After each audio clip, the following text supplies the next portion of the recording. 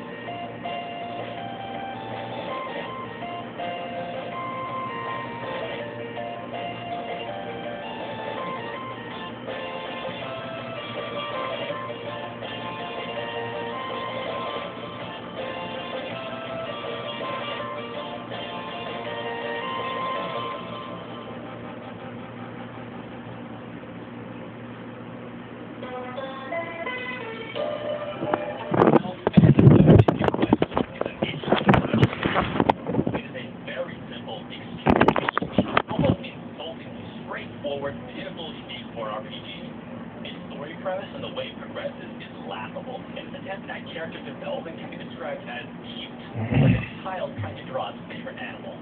Undeniably, Mystic Quest is one of the worst games to carry the Final Fantasy name, and is among the most embarrassing titles Square has ever produced. And you know what else? I absolutely love this game.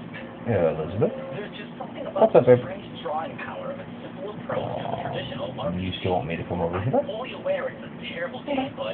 I'll stick it to come on over between 4 and 5 sometime. Okay. I'm sorry? Okay. I'll call you when I leave. Should be sometime between 4 and 5 though. Okay. Love you, babe. I'll see you in a bit. Bye-bye. But let's make sure we're on the same page here. This game understandably gets a bad rap. People don't hate it for no reason. But it helps to understand why this game is the way it is. So before you judge Mystic Quest, let's take a trip back to Japan in the mid-1980s. May 27, 1986. NX releases Dragon Quest for the Japanese Famicom, creating the modern RPG, a formula still used today. The game is an instant smash, and NX quickly turns around a vastly improved sequel in just 7 months. Dragon Quest II was an even bigger success, and by the time Part 3 is released a year later in February of 1988, Dragon Quest fever has become a legitimate epidemic in Japan. Rumors claim that nationwide productivity plummets on the day of Dragon Quest III's release, as hundreds of thousands call in sick to work or school, causing trains to run late and leaving classrooms without students or teachers. It's widely believed that the Japanese government quietly forbade NX from ever releasing future Dragon Quest games on weekdays, though this was actually a decision made independently by NX executives.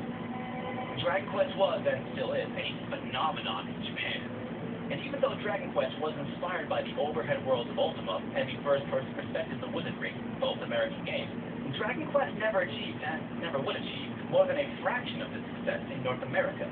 Though Nintendo knew they had a hit on their hands, and tried their best to make something out of Dragon Warrior in the West, going so far as giving the game away for free with subscriptions to Nintendo Power in the fall of 1989. I mean, that's how I got my copy.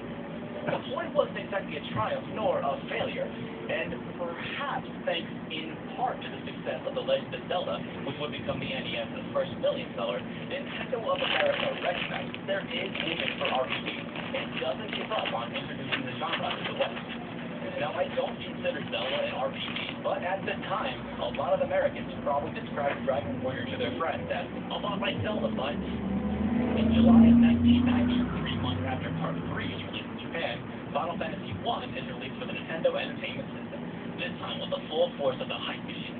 Nintendo Power dedicates an entire issue to the game, and even holds a contest in its honor. Wow! Sand, surf, and fun! The push is again a moderate success.